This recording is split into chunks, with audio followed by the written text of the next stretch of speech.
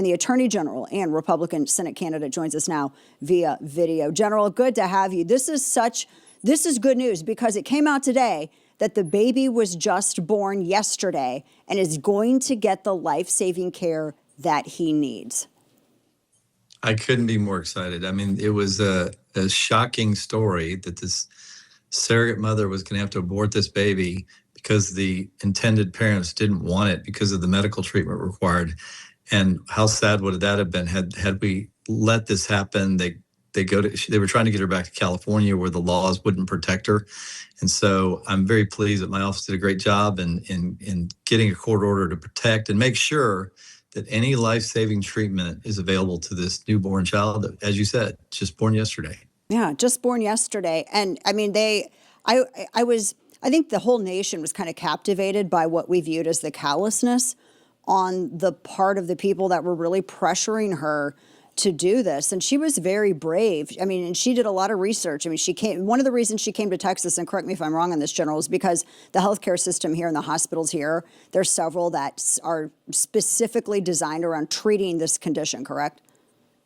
Yeah, that's correct. And she also knew that she had protection as it related to abortion in this state. So I think she chose well. And I think Texas has done well in protecting this new baby. Yeah, she very, very much so. And so now it looks like now that the baby's here, the baby's going to be getting the treatment that he needs. The parents, I mean, do we know if the surrogate mother is going to keep the baby, or are the parent? I mean, I would honestly, I mean, I feel a little weird about giving the baby back to the parents after all of this. I don't know. Your thought on this? It's somewhat concerning because there are 3 surgeries required over time. I don't know all the details, but I know that condition typically requires 3 separate surgeries over time.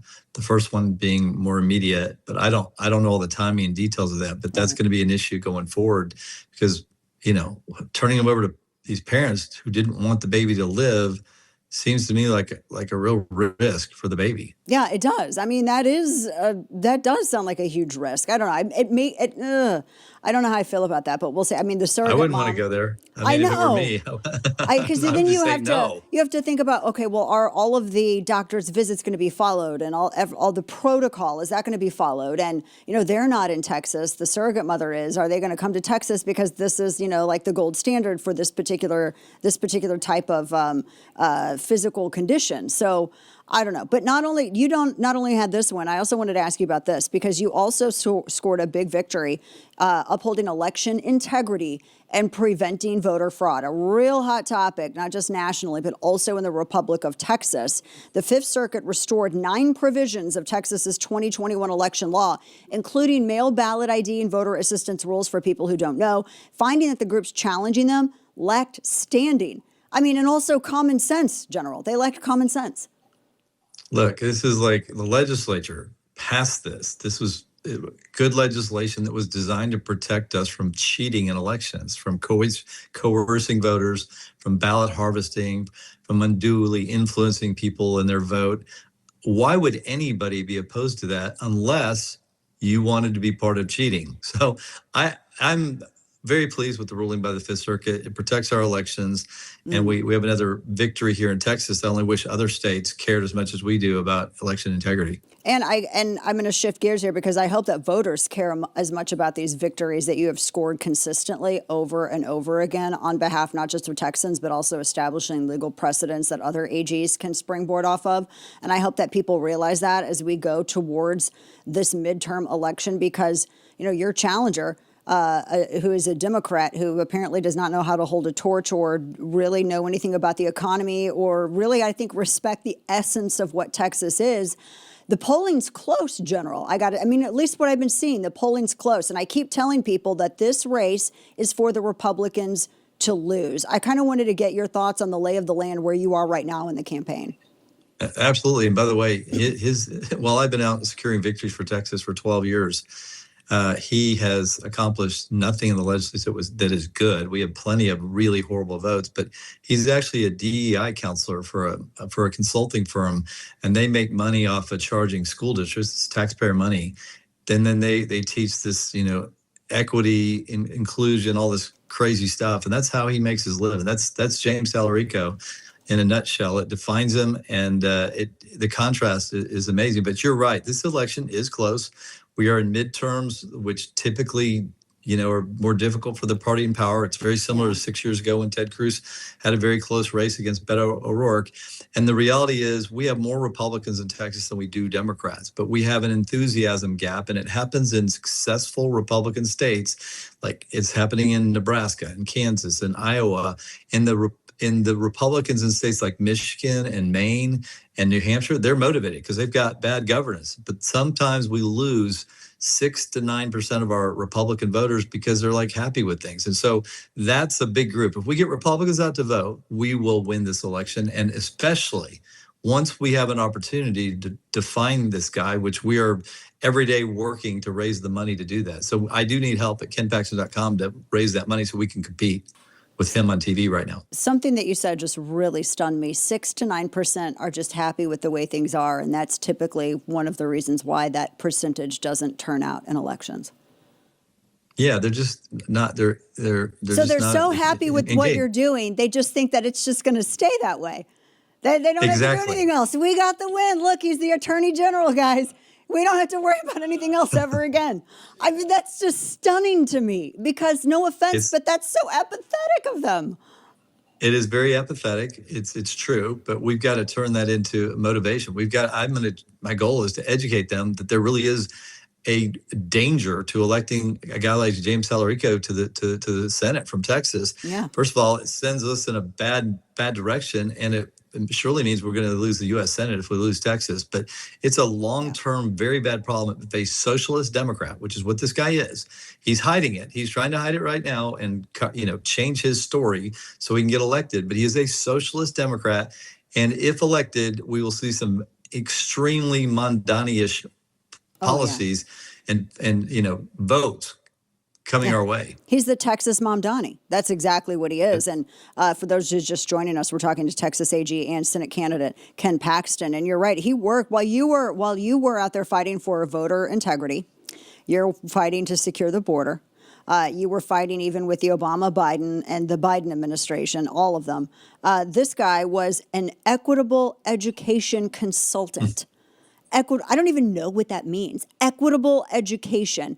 And they developed DEI strategies working with Texas public schools, making thousands and thousands and thousands of dollars of taxpayer money. So he's never really had to test his socialist ideals in the private sector. It works great when you're in the government. You can fleece taxpayers for this stuff.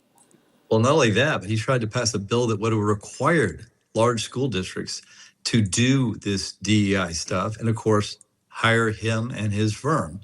So very, very slick move by James Talarico that he doesn't talk about much, but he authored a bill. Fortunately, our Texas legislature is not that dumb, and it never passed. But that's the James Talarico. That's the kind of stuff he pushed when he was in the legislature. Yeah, I'd ask you a last question for you, General. For the voters out there that were Cornyn voters, and some of them. I'm not going to judge because, everybody's got their preferences, but they were big old Cornyn fans and they're so mad at you because you won. What would you tell those people about needing their votes to make sure that we get where we need to be as a republic this midterm election? Well, the first thing I'd tell them is I came out before the election was over and I said I would endorse John Cornyn if he won. I said it over and over. Everybody that asked me, I'm all in because I do not think we can have James Talarico as our U.S. Senator. So I would have done my part. So I would encourage people to remember that I was willing to do that, and we need that support. If we don't have Republican support in this state, then there's a good chance we lose a lot of statewide positions. So it's really important that we have motivated Republicans and that we put the primary behind us because we have a real threat to democracy in front of us. You're getting the funding that you need from the GOP groups that are normally involved at this stage, are you? Or well, we haven't yet, but we're very hopeful that that's coming soon. We've been told hopeful September. That it's coming soon. Okay, they need to be involved now, though. I would like, it would help me now because James Talarico, we had a 3-month lag where he had 3 months to raise money, and I didn't because I was raising money and spending it in runoff. So when June 1st hit, I had $0, and he had, I think, raised 30 million, had 21 million cash on hand, most of it from California, I think, at least close to half of it. So the Californians are pushing him, and he's got money. He's been on TV for about 4 or 5 weeks, and it's helped him a little bit in the polls. That's why the polls have gotten closer, because I have not been, and he's running as a moderate Democrat right now, highlighting his cutting of taxes and his securing the border, all which is fake. And so what we need to be able to do is get up as soon as we can to tell people the truth about who he really is. And we can't let him get away with lying to people and fooling people into voting for him. So really, and this will be the last of it. So really, General, I mean, one of the reasons why we're seeing this narrowed, it's not because, of more enthusiasm for him over than you. It's just that the media buys matter a lot.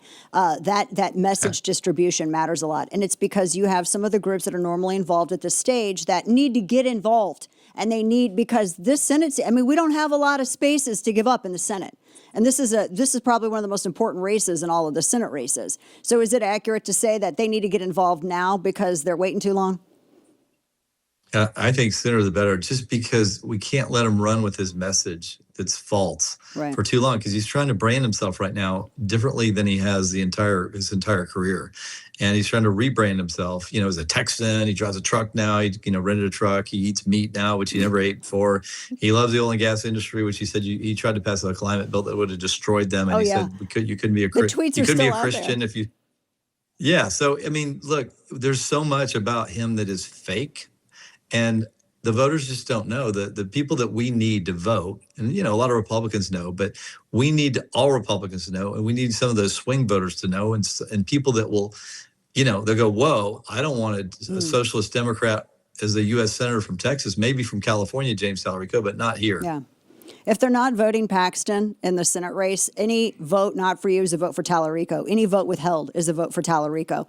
So I don't know how anybody, honestly, in a race this close, this important, midterms, I don't know how anybody could say that they're America first and not make that decision going into this election cycle. So I hope these big money groups realize that sooner or later, because we'll remember, that's for sure. Attorney General Ken Paxton, always a pleasure, my friend. Good to see you. Best of luck. I know we'll be talking again soon, but thank you so much for what you do on behalf of Texans and also for life and our Second Amendment and our border. God bless you.